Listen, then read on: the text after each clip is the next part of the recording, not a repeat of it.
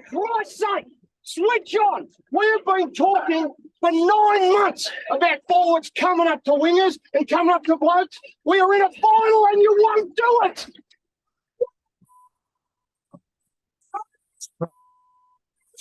Come on.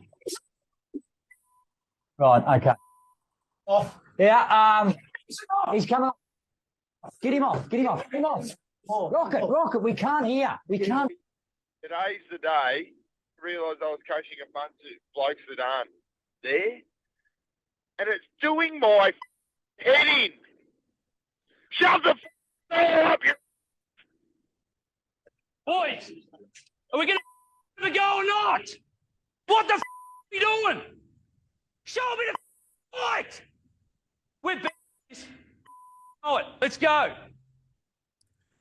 And welcome to the long-awaited return of Locker Room Drivel. We're finally back with a second episode. I'm your host, the owner of Halfback Digital Media, Ricky Ettridge, and I'm joined by my number 2 man, Ricky Logan. Mate, after 18 months since the first one, we've finally decided to bring it back, and by decided, we'll sort of forced our hand into it. Yeah, it's back. It's good to be back. It's one of those things, mate. It's sometimes hard to navigate and get all the pieces in place. But when you've got a bloke who has achieved what he got to achieve a few weeks ago in sport, you can't help but want to get him online and hear the story. So it's good to be back and interviewing a good bloke. Absolutely. And we had all these grand plans about, starting Locker Room Drivel and a podcast where we chatted to, people involved in local sport across Victoria and Australia. And unfortunately, trying to start up a business, as well as be the roles that we have at our local club, plus normal day job, plus obviously myself being a new father of 2. I just sort of ran out of time and had to sort of prioritize certain things. And we obviously wanted to try and make sure that we had a bit of studio space to do this in. And we sort of come to the conclusion that probably not the right time, a little bit too hard. But now that we've brought back the other podcasts that we're for our footy club, we're like, well, you know what? Monday nights, we're doing that by Zoom. Let's just bang out some Locker Room Drivel while we're at it. Yeah, for sure. And it was good fun, mate. It's like riding a bike sometimes. You just, once you get back on, you don't, the wheels start spinning and you keep rolling. And before you know it, we've killed an hour and had a great interview. Now, for the first, the main reason why we're actually doing this little intro, besides the fact that we're just explaining why we're back, is the first probably about 3 to 4 minutes of this interview, if you're watching it on YouTube or Facebook, there's no video because somebody forgot to press record on the restream that we were using last week, and I just managed to we just recorded another podcast before and for the footy club, and I managed to get about 45 minutes in and realize, didn't hit record on the Zoom again because I'm so used to you doing that side of things. Yeah, that's all right. It happens, mate. And lucky we weren't talking to somebody across the other side of the world. Like we've done that a couple of times where we've talked to someone around the world and realized we haven't hit record and have to start all over again and ask them the same questions. We've got a good friend of ours on the line today, and we're going to chat with Trev McGeachin, or affectionately known as Trappa to many. He got to travel over to Darwin to play in some indoor cricket tournament for Victoria, which in the Victoria Masters tournament. Got to live out a lifelong dream for not only him but his family, and it was a pretty good story and learn a lot about his experience in cricket. So it was great to chat to him. And yeah, mate, I'm waffled on long enough, so let's get into the interview and speak to Trevor. Welcome to the special interview. I'm your host, Ricky Ettridge. I'm joined by my co-host, Ricky Logan. We've got a special guest with us tonight, Victorian representative at the Indoor Cricket Championships. Trevor, how are you today, mate? Yeah, good, mate. Thanks for having me. How are you guys going? Good. I'm good. You look absolutely exhausted, if we're going to be honest. Yeah, pretty spot on, mate, to be honest. It's been a big time. So it was 10, 11 days, I think, from the time I left to coming back in early this morning. But look, it's been a whirlwind. It's been absolutely mental, but wouldn't change much apart from maybe a couple more wins in the end. But it was good to get the big V on and finally represent the country, the state, sorry, after being close for a few years. And yeah, play with a good bunch of blokes and meet a whole bunch of people up there, to be honest. So you competed in the Indoor Cricket National Championships for the over 35s, is that correct? Was it over 35s? Yeah, so Masters tournament. So this tournament was all over 35s and up. So yeah, I was in the Victorian over 35 squad. Yeah. So obviously, let's before we get into the tournament, let's go back. When did you start playing indoor cricket to begin with, and how did you get into it? Hold on. Oh, sorry. There's one question that everyone needs to know straight off the bat. Anyone that knows Trevor is: did you get through uninjured? I mean, I'm in one piece, but I'm not a well-oiled moving one piece, that's for sure. So the black eye's probably not showing up that well on the camera, but I lived up to my reputation, that's for sure. A black eye playing indoor cricket, okay. Yeah, he got concussed. Had to be checked for concussion playing indoor cricket, mate. That's a Trevor thing if I've ever heard of one. Yeah, went through concussion protocol. That's living up to the old Cobra days as well. So, but so started indoor when I was 4. So my old man played at the local centre at Cranbourne long time ago now. So I got dragged in real early into some junior indoor cricket, and then loved it. Really committed as a kid, and then I've missed how many of 2 years out of the last 31.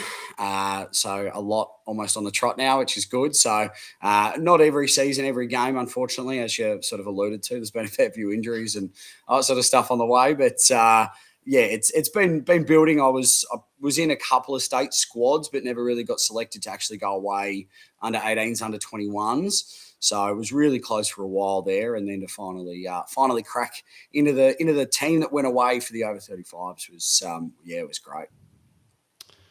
That's a decent chunk of time to be playing indoor cricket, and it is a sport like it's not exactly the most well known sport, I guess. If you play outdoor cricket, you probably understand indoor cricket. I've played a little bit of indoor cricket in my time, and definitely was not a sport for me. I didn't like being that close to blokes bowling that heat and what they do. But as you said, you were at Cranbourne for a long time, and you're sort of on the cusp of being in the touring party for the state a few times. What was it like, to finally get the chance to represent the state after so long of just missing out? Yeah, it was. I mean, it's probably surpassed a lot of other stuff. For those that sort of know me, I've dabbled in a few sports over the years, and generally the type of guy who likes to commit pretty hard if I'm going to have a crack at it.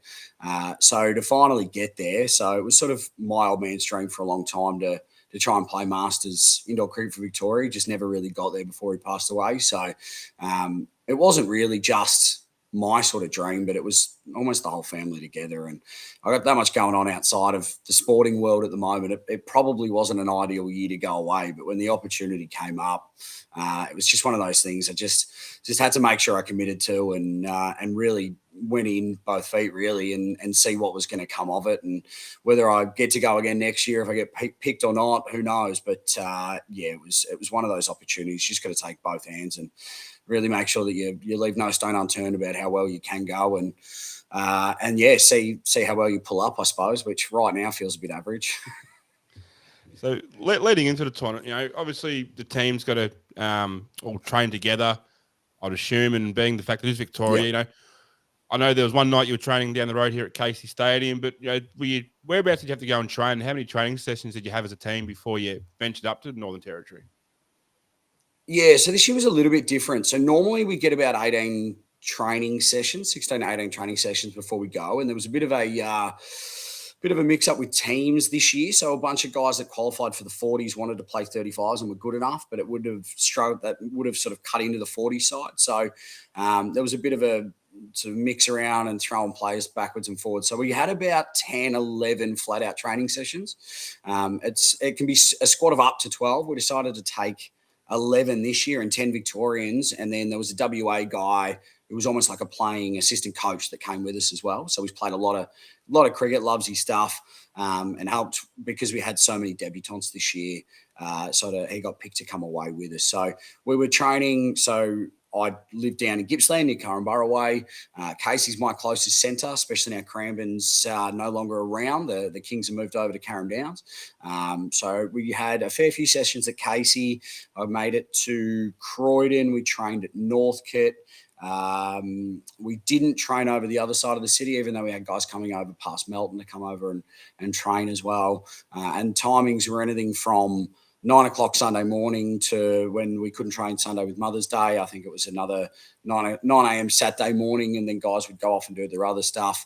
And then, 2 to 3 hours most of those days. We had practice matches on a Monday before we went against a really, really strong put-together side that was almost all past or present state players for open men. So a really, really good hit out. That was at Casey. So that was an absolute blast as well to sort of give us an idea.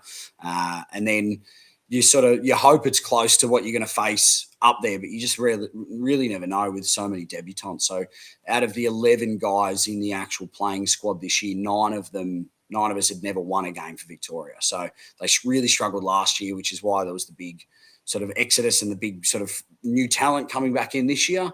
That was awesome to go away with a fresh bunch of blokes. Everyone's sort of super enthusiastic and try and bond together over one tournament. It put us behind the 8 ball a bit early, but we probably exceeded a little bit of expectation early days, which is awesome to be a part of, and definitely puts a smile on the face for sure. Yeah, if you don't mind, sort of giving us a little bit of insight into what the differences are between an indoor cricket match and how a one day or even a 2020 would work. Yes, indoor cricket's usually we aim to try and be done by about an hour and a half. So for guys like me that gas out pretty quick, that's a massive added advantage. But everyone has to be able to do everything. So every player bats 4 overs in a batting pair. Every player bowls 2 overs unless they're injured. And that's an injury picked up in the game. You can't go in injured and then decide you're not going to bowl. And then everyone must field all 16 overs in the field. So if you go out, instead of being out and going off the court, you lose 5 runs and then you just knuckle down and go again. Bowling wise, you've got quite a short run up. So you're locked in a net, which is about the size of a netball court, and then the nets are worth different runs, and you must cross and run every time to get the runs off the net to accrue. So scores can be, I've seen in state level, I've seen scores as low as 30 or 40 defended, and then the over 35s grand final this year was a batting masterclass out of nowhere, and I think it was 130 to 111 in the end, which is just out of this world scores for a state level. But the batting was absolutely insane. And then for anyone that has been a part of indoor or had a crack at it, it's a lighter cricket ball. It's bright yellow instead of red. It's lighter, but it is a 2-piece. It is softer, but when it's lacquered up at the start, those first 3 or 4 overs, she hurts and still hurts with how hard some of these guys hit it. And some of the pace these guys get this ball to go down at and then move through the air. It's not uncommon for 125, 130s to be sort of your good couple of bowlers in the team. And there's a couple of guys that even ramp that up because you've only got the 12 balls. So you bend the back and you really put everything into it for most guys that can bowl quick. And then, so there's nowhere to go. The only padding you're allowed is either stuff under the clothes. So obviously your normal groin protector, that sort of stuff. You've got to wear some type of batting gloves. That can be outdoor gloves. Most of us wear indoor gloves, which are really similar to sort of like soccer goalie gloves, really thin, not much padding, but great hand mobility. And then a lot of guys wear knee pads because there's a lot of diving involved, playing on AstroTurf on concrete. And that's it. You're not allowed to wear external padding. You can't wear a helmet. You can't wear a chest guard. You can't wear anything like that could be considered able to injure any of the fielders because there is quite a lot of contact. Then it becomes a free-for-all. So everyone's a bit black and blue by the end of the tournament, definitely. I remember when I played indoor cricket down at Cranbourne with, Aaron Strahan and the Henrys, and I remember playing and being, this isn't too bad. And then I remember standing there one day and someone just whipped the ball down and it's just come past me, and I didn't even say it. I'm like, yep, no, I'm done. I'm not cut out for this stuff. It's definitely much faster. And then on the videos, it doesn't give it enough credit. So there's guys that watch it and they go, maybe I can keep up with this. And then you'll go play half decent level, and then the amount of people that get that same reaction of going, no, you know what, I didn't give you enough credit. It's claustrophobic. I can't go anywhere. These guys feel like they're trying to kill you every second ball.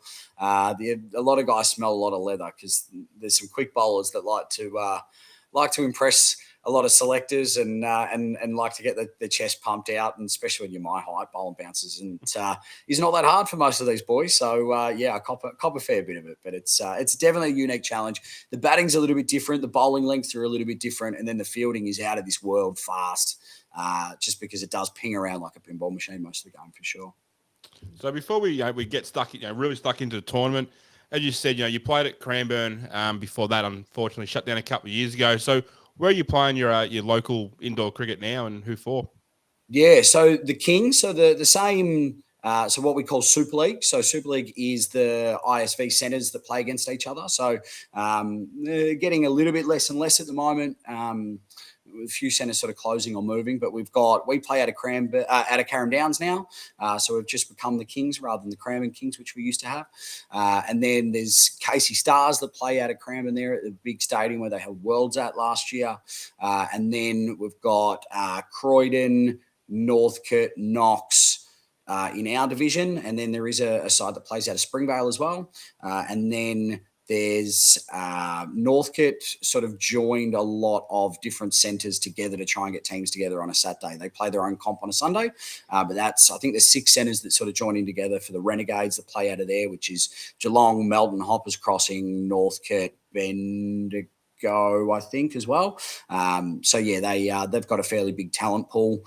Their side does change a little bit because travel's obviously quite big for those guys, but there's a fair few guys out of there playing in the open state side as well this year. A couple of guys that bowl some absolute gas, and very glad I don't have to play against them too often.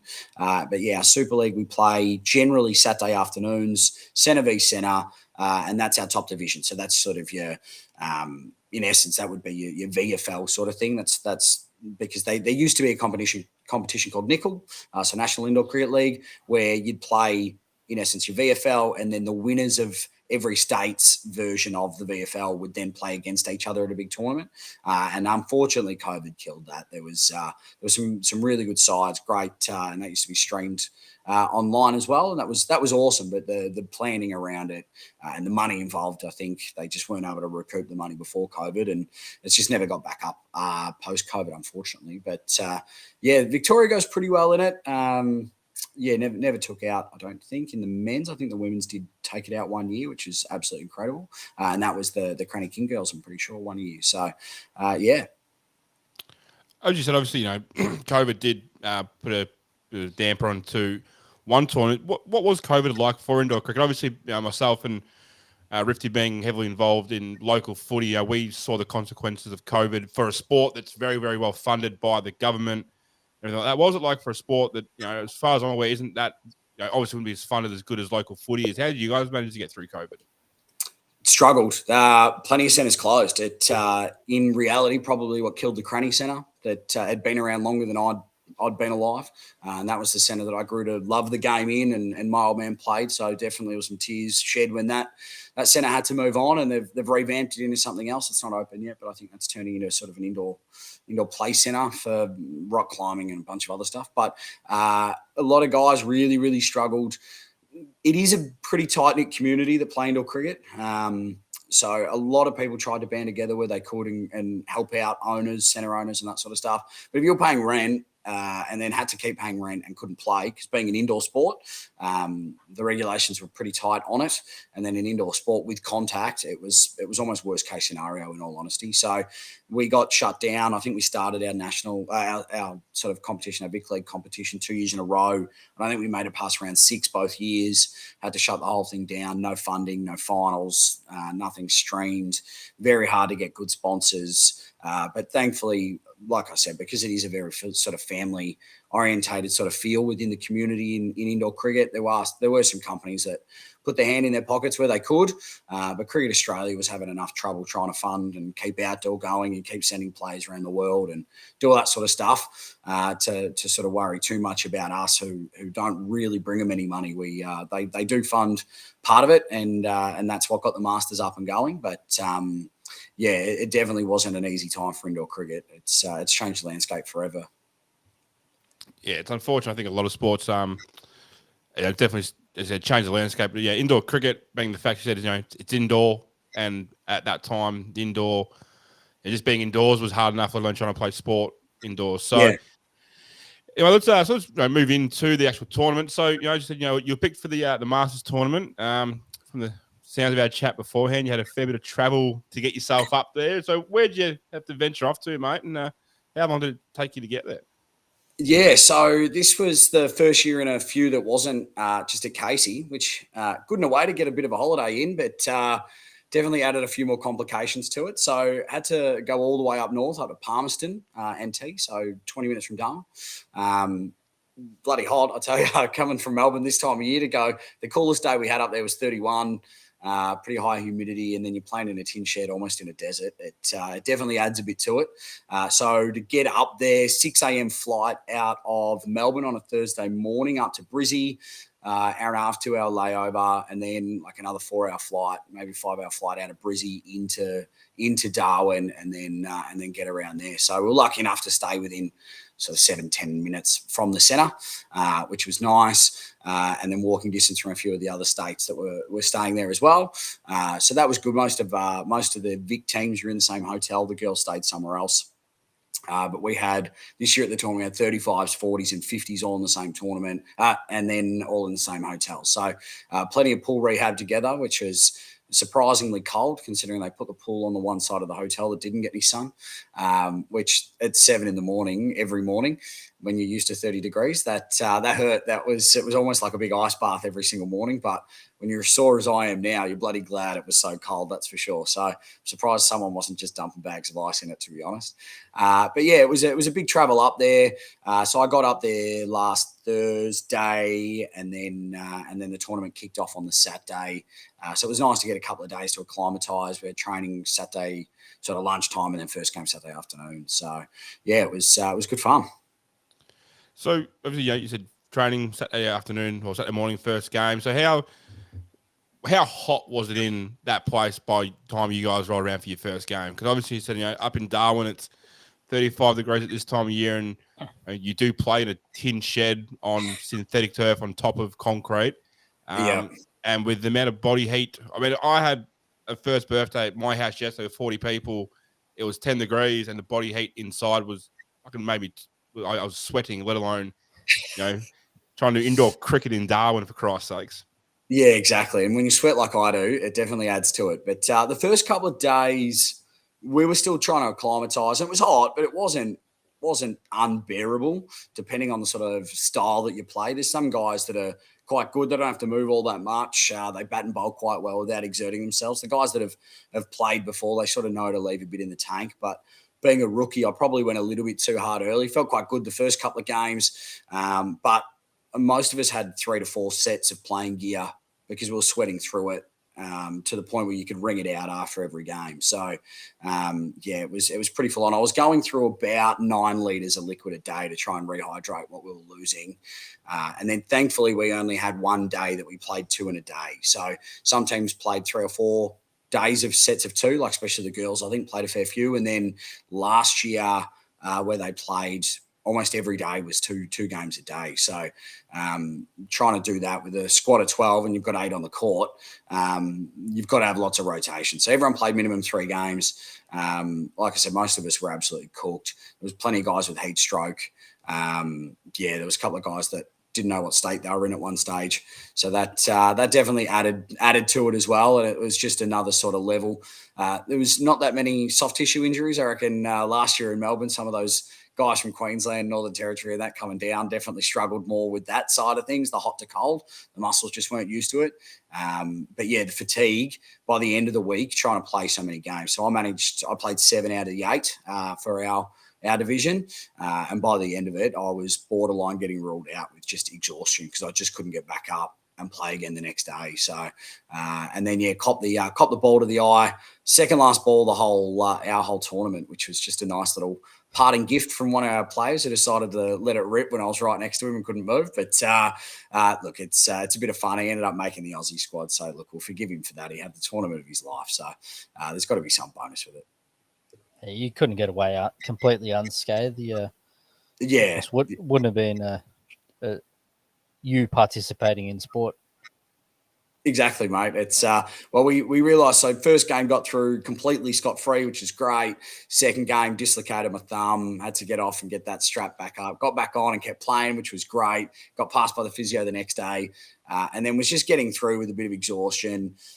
3 or 4 games later after that, tweaked a knee, same thing, had to sort of get helped off the court, got up the next day thanks to a good physio, and then copped some massive carpet burns, the ball in the eye, and like I said, the concussion test and that sort of stuff last game. So to be honest, and our skipper tore his hammy that game. He's one of the only soft tissue guys, and he was their absolute star. He's the captain of the over 35 Australian team that got announced while we were away. So yeah, if we had to play another game, I'm not sure if we even could have got 8 on the court at one stage, because we were starting to drop like flies by the end of it.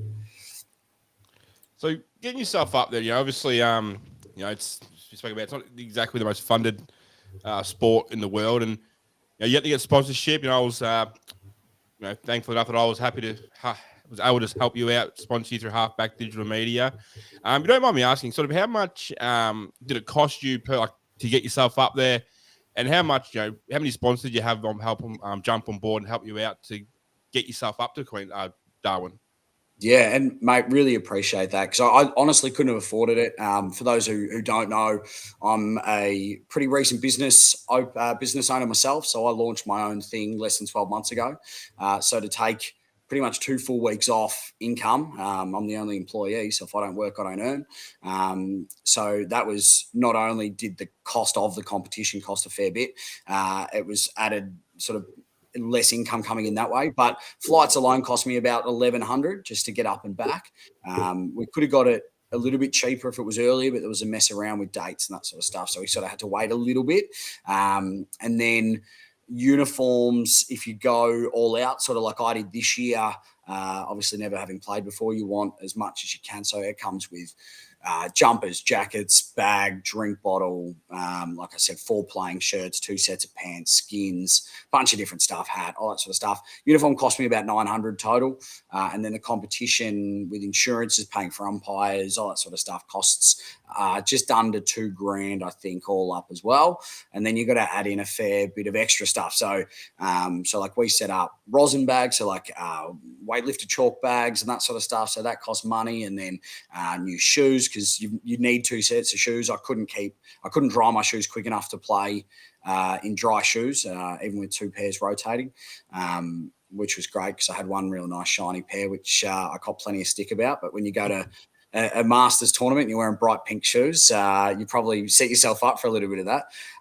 So all up, I think, including what I spent up there, which I wasn't counting pennies up there, but I would think it probably cost me in the realms of about 5.5 to 6 total there, back, everything. But I've come back with 2 broken bats. Batting gloves are gone. So I'll probably got to spend another $300 or $400 replacing what I broke, which is fine. That's on me. And then I was super lucky to have a lot of people come on with sponsors, because I've had a lot to do with indoor cricket for a long time. The connections I've made have been amazing. So like yourself came on. There was a fair few companies that came on board as well. So like Burley Pro, he's a mate who's runs his own thing as well, and found COVID quite hard, but was super keen to jump on board. And then there's a company in Cooey Rup called Gippy Mech. Those guys are great. They're an old sponsor of Cranbourne Kings before we had to move to Carrum Downs as well. They were fantastic. And then thankfully, Mum, who was going to come up and see us up there, she decided that she wasn't going to be able to get up there, so sort of covered anything that still needed to be done with a fair chunk of money, which was amazing. And then I had a few other mates chuck in a fair chunk of change, 100 here, 200 there, all that sort of stuff, which was absolutely incredible. And I've come back with pretty much zero.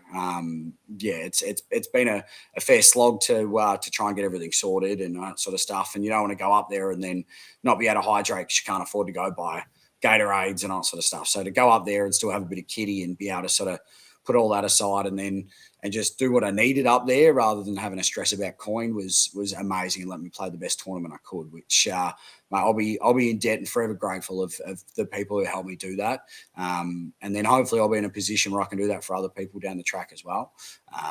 yeah, it was incredible. I couldn't believe how many people were happy to try and get behind me with every dollar they could, and then yeah, we pretty much got it all covered in the end, which is insane.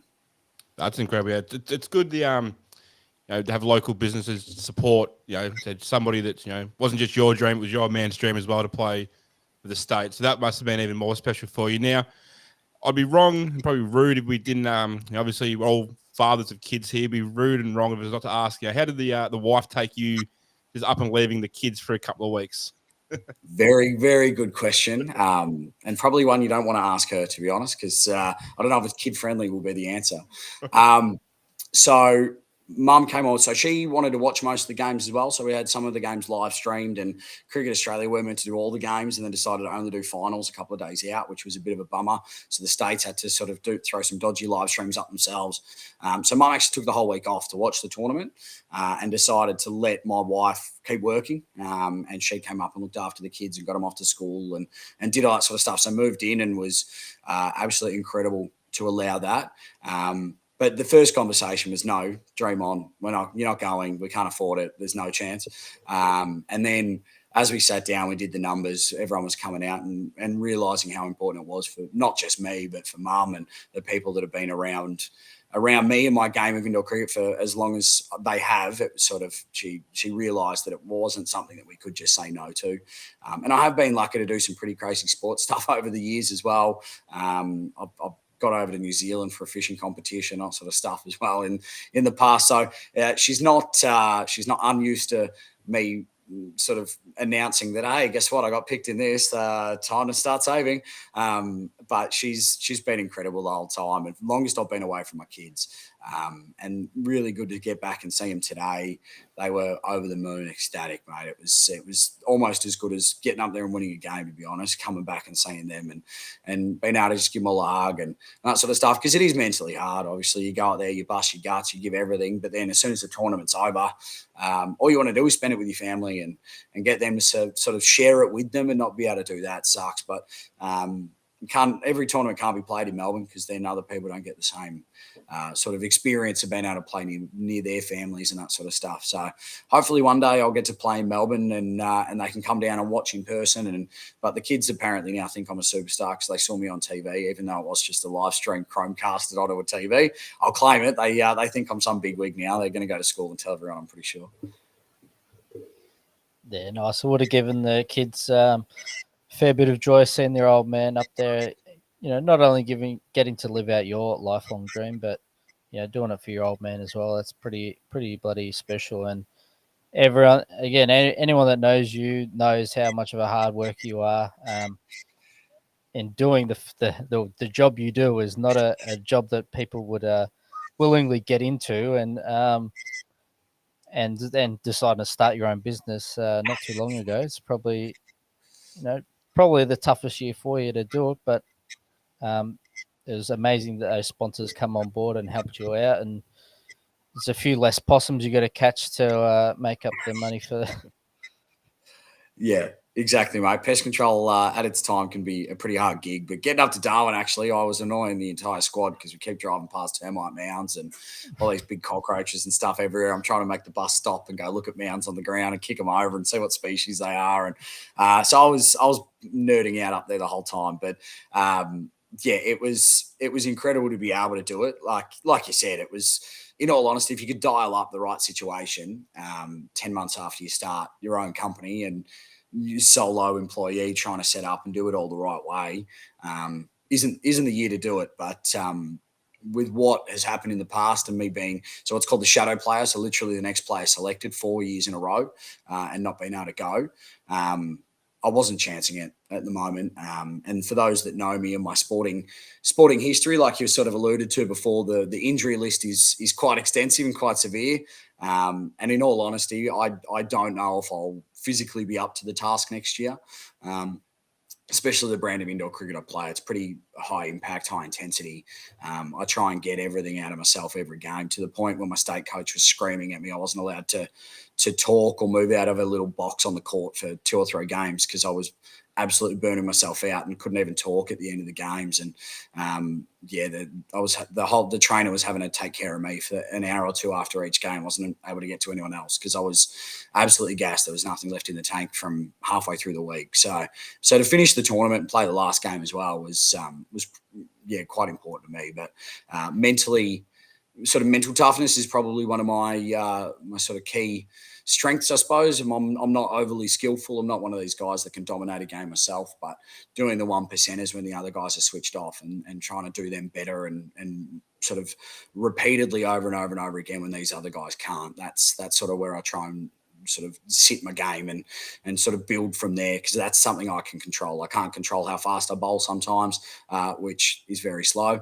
and I can't control how hard I hit the ball because I try and can't hit it overly hard. So it's just outworking everyone else, but it does definitely take a toll. And I had 5 hours sleep in the 4 days. So 5 hours total in the 4 days leading into the trip, trying to get everything sorted, and the wife still had to do some running around, and then I had to put a guy on for a couple of days while I was away to sort of cover a little bit. But it was a pretty extensive sort of setup, and to trial that for the first time and concentrate on cricket and try and play the highest level I've ever played. It was intense. That's probably the easiest way to go through it for sure.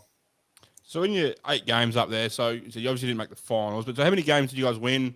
How many did you lose, and how many would you have needed to win to be able to get into the final spots? Yeah, so our 35s last year, like I said before, struggled pretty heavily, but that was quite a new squad again last year. So there's different point sort of systems. So you get 3 points for the win, and you get 1 point per batting pair you win. So they're called skins. So whichever position you bat in, first, second, third, or fourth, that gets compared to the oppositions as well. So there is a lot more tactical side of things. Total doesn't even give you half the points if you just win. You need those skins as well to play finals. So last year, the Vic boys finished with 3 skins for the whole tournament. 0 wins, 3 skins out of, I think, 10 games, and battled their guts out, did everything they could, but just couldn't get over the line.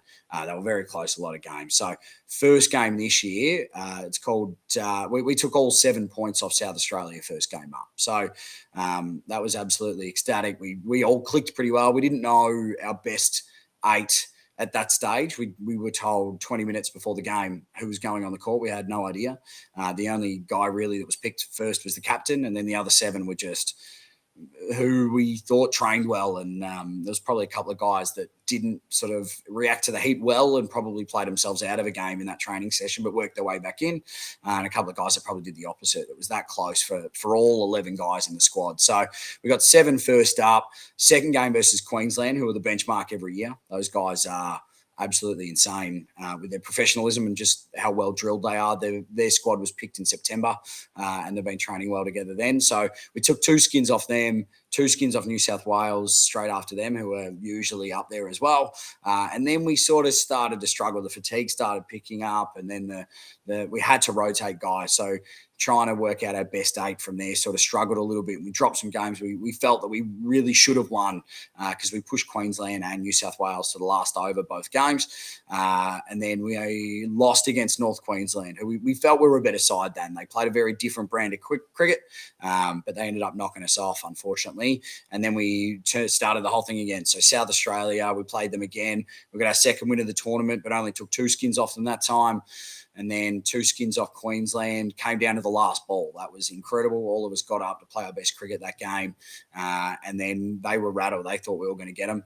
Then we lost to New South Wales the next night by last ball, going for the win again. Same thing. Those guys really thought, we all thought we actually probably should have won that game. And that was a bit of heartbreak. We dropped off a little bit. We needed to finish 3rd out of 5 to play the prelim final to try and get through. And then by dropping that New South Wales game, sort of lost us touch a little bit. So we had to win against North Queensland last game and win 3 out of the 4 skins to make it through. And then we lost in the last over against North Queensland and our last skin without our skipper because he tore his hammy.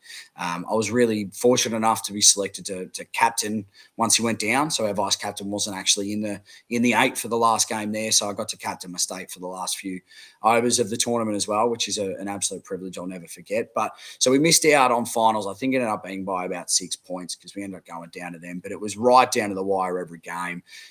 Queensland, who took out the whole tournament with a great game against New South Wales at the end, they all came up to us afterwards and actually thought we were probably the second best team of the whole comp. We just couldn't put it together.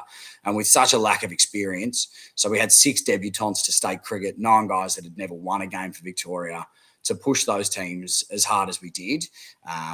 Mate, it's absolutely incredible, and it's probably higher than what we could have imagined going in. We all wanted to win, and you go in as confident as you can be, but realistically, if you can mix it with Queensland and push them to the end, you know you're really close, and hopefully over the next couple of years the same unit sticks together, and the boys keep building, whether I'm a part of that or not, and just keep getting better and better. Yeah, it's a fantastic effort. Now, as you're talking about with like skins and your best 8 and have to rotate, would that make it harder the fact that you have to bat in partnership? So, you bat for how many overs in partnership and you don't know your best 8, but you might have 2 blokes that work well together. Then the next game, that one bloke's not in, so he's then going to try and pair up with someone he's never batted with before. Does that make it a little bit harder to try and win skins, being the fact that skins are such a big part of the point system? Yeah, spot on. Absolutely spot on. So, and then it also comes into position that you're batting. So I got put into an opening batting position this tournament, which I haven't done since I was a teenager, to be honest. That was where they felt I was best. The ball's harder. It's swinging around. You sort of need guys with a much tighter technique. And then the bowling team are the freshest. So you might not get the best bowlers. You might get a couple of guys. You'll probably get one guy who bowls the best swing, and then a couple of guys that sort of really hold tight from there. Some guys bat well opening against a hard ball, some guys don't. So that was my role for most of it. But I had 4 different batting partners over the tournament. Didn't bat as well as I wanted, apart from probably 2 games. Against South Australia, first game batted really well, and then second game versus Queensland, hit the ball fantastically. So some really big bonuses there. But if you're batting with someone who's really struggling, it really takes a toll. You only get 24 balls. And that second game versus Queensland, I faced 6. And I was hitting the ball as well as I did probably for the last couple of years, to be honest. That game, everything clicked. Just worked into it really, really well. So I only faced 6 balls. It sort of limits the impact you can have. And it's because they bowled really well to the other guy who probably had his worst sort of batting performance. But it's not that he had a bad tournament. It was just that one game he just couldn't get off strike much. And it really is a constant chess game that needs to be always on the move, and it can change within a 5-minute turn in a game. The whole thing's completely turned on its head. One big partnership or one really low partnership batting wise completely throws the game into absolute chaos. Was there anyone that you come up against that really stood out as like, this guy's played at this state level for a while and sort of, head and shoulders above everyone else? So our skipper got named player of the tournament, which is absolutely incredible. So Brad Jones, he's played Open Victoria's 19 years. So since I missed out on the under-21s, he was in the Victoria squad. And then was still playing up until last year. So decided to move on then. He's played for Australia Open Men's as well. He's been to South Africa, New Zealand. I think he was saying, there was a couple of other players, maybe South England, South Africa, New Zealand, I think he said. So we got to pick his brains all week, which is incredible. And the first half of his tournament, no one could get near him. He was on a whole different planet compared to everyone else, but he played every game. And fatigue probably set in, and teams started playing a little bit better against him, and they were setting plans against him, and still finished absolutely fantastically. But he was hitting almost half our score himself off his own bat at one stage, which is just, like I said, the level is just a whole nother level he was on. It was he had a sore back 2 or 3 games in, and we were all having a joke saying it must be because he's got 10 guys that he's sort of dragging with him and trying to bring us up to his level. But the whole Queensland squad, because they're drilled so well, you watch their games and you realise just where they're at compared to some of the others. And then a couple of New South Wales guys did really well, and the North Queensland keeper, who's actually a a South Queensland guy, didn't get picked in their initial squad. So then went up to North Queensland, got picked for them, and was able to put a great tournament together. So he got picked for the Australia Trans-Tasman comp that's on in October, I'm pretty sure. But yeah, there's just the professionalism, a lot of those guys. We were really fortunate enough. We had the skipper, and then we've got another bloke who was a debutant for Victoria. He actually played for Sri Lanka in the World Cup last year, but he's an Australian resident. He was able to sort of get an exemption to play for Sri Lanka last year. He made the Aussie squad as well this year, which is absolutely incredible to watch. And a few of our other guys were under watch as well. We were starting to really turn some heads and do some good stuff. But yeah, you've got like your Kelly and Shaw, and Shaw who bowls absolute gas. So from all reports, he got picked to bowl quick and take people's heads off, which we all wish we had the ability to do. And there was a couple of guys that got injured and stuff. There was New South Wales keeper and stuff who busted his hand early, who I think probably would have gone really well. He's leading the wickets when he broke his hand as well, so he's in for surgery tomorrow. But yeah, Brad Jones was probably the pick early, and then in the grand final, Hunt from New South Wales batted the house down as well. Those two probably really stick out of teams that weren't as highly drilled as them. And then New South Wales have a really talented guy as well, Hines, who had a stinker of a tournament, to be honest. He just didn't play up to his normal stand. But you can just see some of these guys, their hands are fantastic, and they just know what they're doing, and they can make it work. So looking back on you 11 days up there, what part's going to stick with you the most about getting the chance to go up to Darwin and pull on the big V? Mate, that first team announcement where you get picked to play the first game, trying to hold it together, to be honest, is probably one of the things that will stick with me the most, because that's and then I suppose for me, because it's literally been 17 years since I first tried out for Victoria and got so close.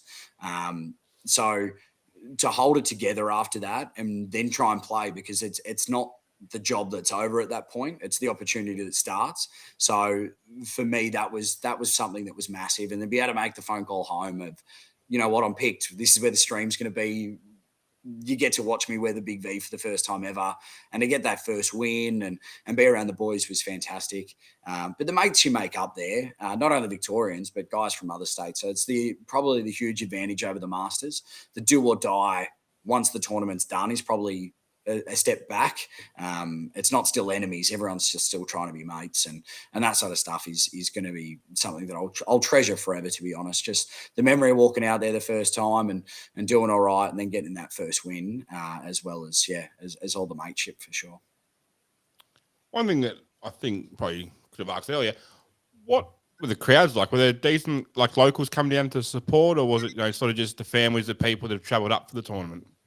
Yeah, a lot of players. So there was 500 people that came in for the tournament. From my understanding and seeing some previous ones in Melbourne, crowds were low, but the tournament, the centre that it was played at isn't really set up for a big crowd either. It's not like Casey where they can set up big grandstand seating and stuff. The grand finals are always pretty well supported by the other teams that haven't made it. You want to support your state. So our over 30s girls side, they played in the granny. So most of the other Vic guys were down there supporting that, and they were playing against South Australia, who always have a nice loud contingent as well. So yeah, all that sort of stuff. And then there's lots and lots of Queensland guys around. But as of locals, very, very small numbers this year. Would expect a fair bit more at WA next year. It's a little bit better supported there. But I think because Darwin's so hard to get in and out of, and just sitting in that shed supporting is hard work. You need to hydrate to sit there and cheer. It's not like you go inside to warm up and have a couple of beers and sort of chat to your mates while you're doing it. You're sitting there sweating bullets the whole time just watching a game of cricket, which I suppose keeps a few of the locals away. But hopefully it just keeps growing, gets better and better. And really looking forward to the WA set up next year and seeing hopefully a fair more guys down supporting and getting nice and loud from every state, and hopefully even a few of the few more families and stuff get in there. Hopefully the flights aren't so expensive. Yeah, I was going to say, doing it in Darwin, you sort of are keeping people away because it's very hard to get into. Now you've got quite the sporting resume. You've pretty sure you've won a first 11 cricket grand final. You've got a black belt in karate. You've said you've flown over to New Zealand for a fishing trip. Where does this rank in all of your sporting achievements that you've accomplished along the way? Yeah, I mean, it's all pretty sort of the peak of all the different sports that I've done are all pretty similar. This one's taken the longest, so it probably holds a really special place. My old man loved to fish and stuff as well, but never the sort of same style that I fish. So to sort of follow on and do exactly what my old man was trying to do, that holds a real special place with me, and I think always will. So it's definitely up there. I would think. So because we got to do Australia versus New Zealand in that fishing comp, that's always going to be quite special for me to hold an Australian shirt to go do that. And then the karate side of things, it was 7 or 8 years to build into that first Dan black belt. Now, lucky enough to move on to my second Dan and stuff. But it's a little bit different because you get to give back constantly. So that's always growing. That's something that's not over yet. You don't sort of get to reflect as much on that at the moment. So they're all very different, but they're all very, very special to me. And I'm able to share my martial arts passion with my kids. So both of my kids are pushing pretty hard at the moment, doing really, really well. And then potentially even looking at sending them overseas to go fight soon and all that sort of stuff. So, it's hard because summer over. I don't fish all that much anymore because trying to find more time in the schedule, it's just impossible. But teaching karate 4 days a week, playing indoor cricket, outdoor cricket, with running the business and that sort of stuff. I think this is why my marriage works so well because I'm never home. It's like a first date every time I do get home for dinner, to be honest. Yeah, so karate is something that it's a little bit more in my realm of sports. I'm not much of a cricket fan, I'll be honest. It's not for everyone, mate.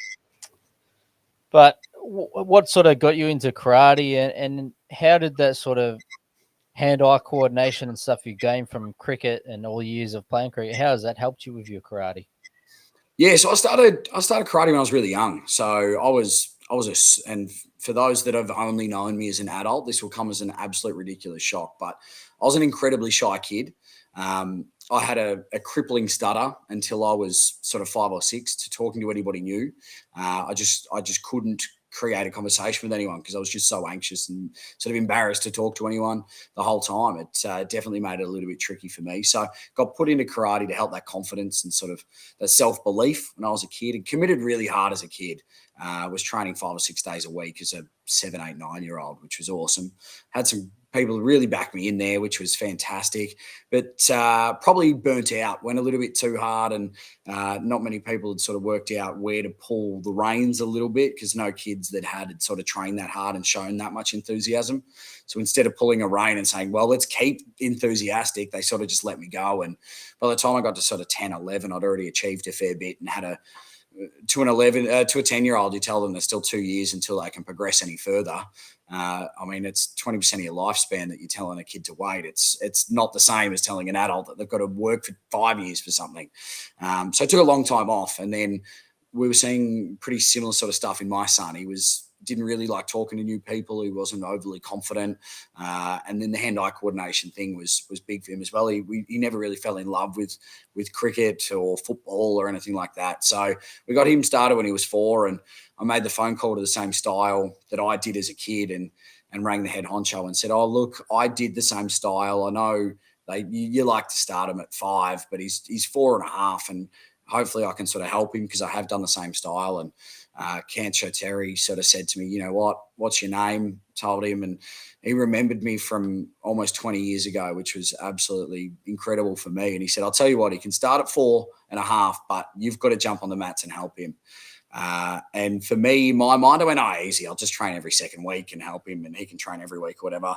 And within 6 months, I was training 6 days a week and had committed just as hard as I was a kid, and was pushing pretty hard to get that recognition back to the level I'd got when I was a young fella. So when I was back for 18 months, I was able to grade to my senior black belt, my first Dan black belt, and sort of take on a lot more responsibility where I was. And I'm lucky that I've been able to pair up with a guy who's an international fighter. He's an absolute true through and through karate nerd. He loves it, but he's one of the best fighters you'll come across. He's an absolutely terrifying human when you're standing across from him.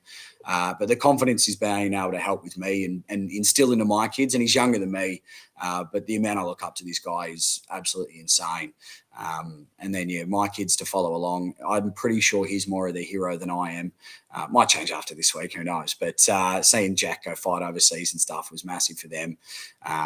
And then, it's been incredible. So my son's about halfway to black belt now. He's been going for 6 years, and my daughter's been doing it for sort of 3 now.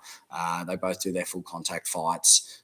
They're both starting to really win some big brackets now, and looking to start to progress to Vic champs, and potentially even, like I said before, maybe even dabble in going to Japan and seeing how they go. So, I love it. It's something I think everyone should do that's disciplined, whether it's jiu-jitsu, karate, kickboxing, whatever, any of that sort of strict discipline for kids, and even a lot of adults that don't really feel that ball sports or team sports might be their thing.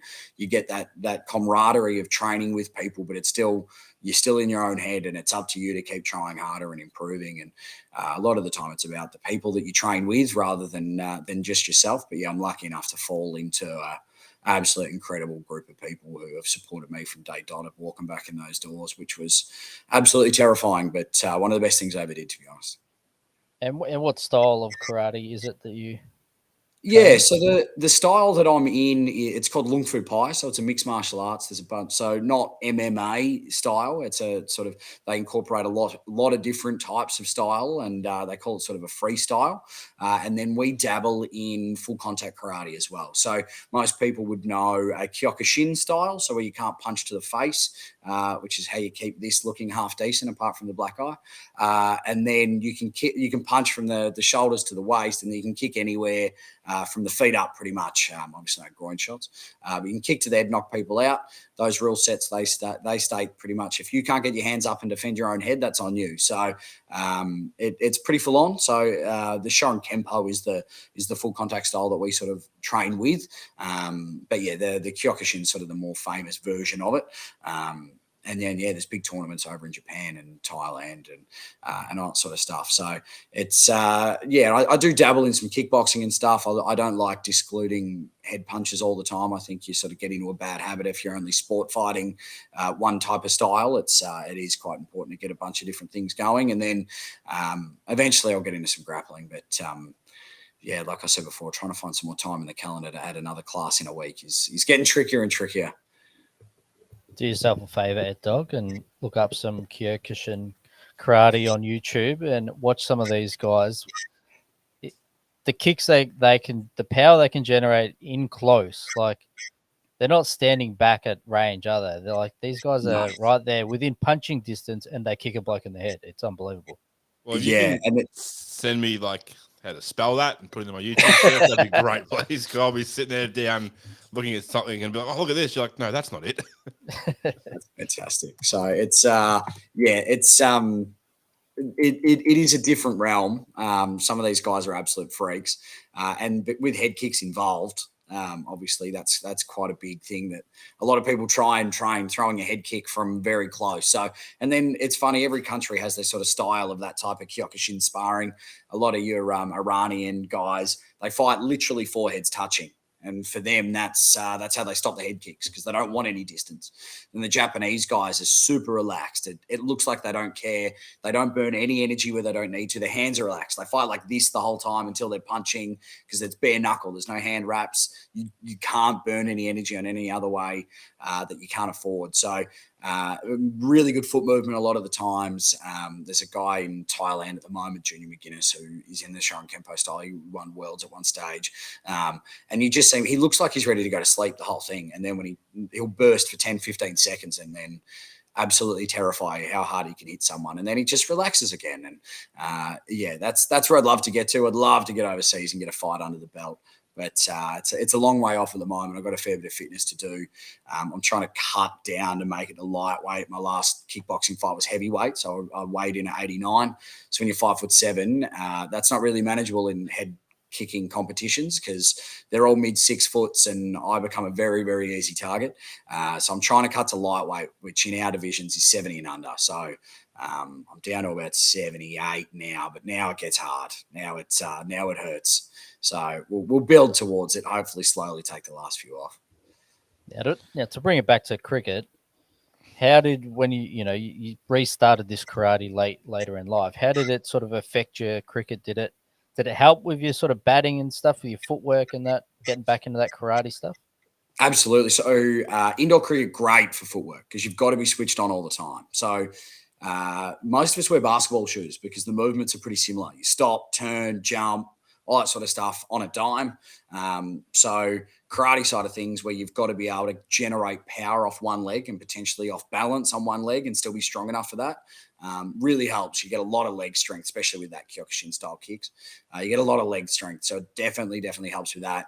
Hand-eye for me, I've always been able to field quite well, but it definitely helps get that mind-muscle connection faster because you're trying to throw punches as quick as you can, or even if you're receiving on taking the punches on the bag and that sort of stuff, you're trying to position in better spots and almost catch punches. So it is always helpful.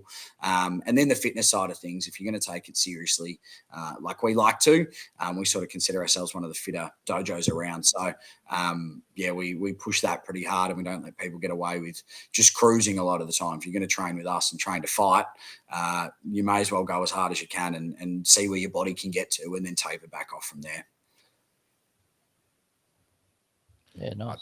That sounds good. Oh, yeah, I'll definitely have to have a YouTube of the style that you're talking about just to see how vicious these blokes are. But probably wrap this up now, Trev, mate. It's been great. Thank you for joining us. Obviously, we're trying to get one in before you left, and unfortunately, as we've spoken about, how busy life can be, just didn't quite happen. But it was great to see that you got to live out, something that you've worked so hard for the past, since you were 4 years old, you were playing indoor cricket and something that your old man always wanted to do. So it was great to see your obviously friends on Facebook and seeing your socials every day, talking to people through the tournament. And mate, anything to say before we wrap this up, mate?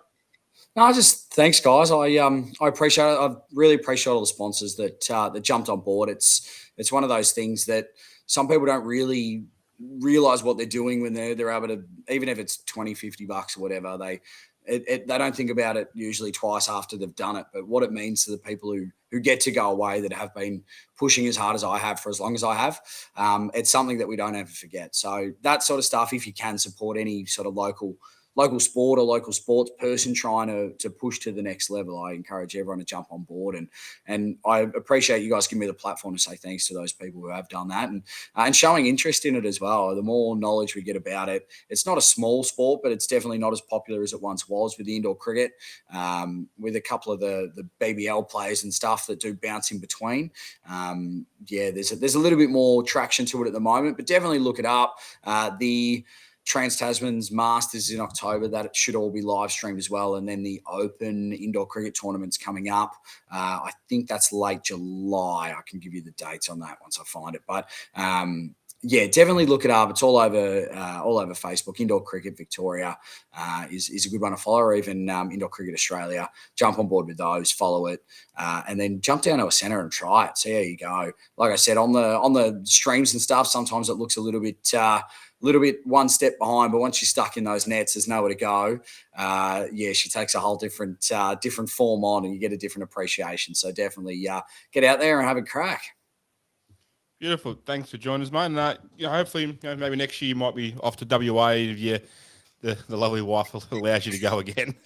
Maybe I can take her with me. We'll see how we go. Beautiful. Thanks, mate. Legend, guys. Thanks so much, boys.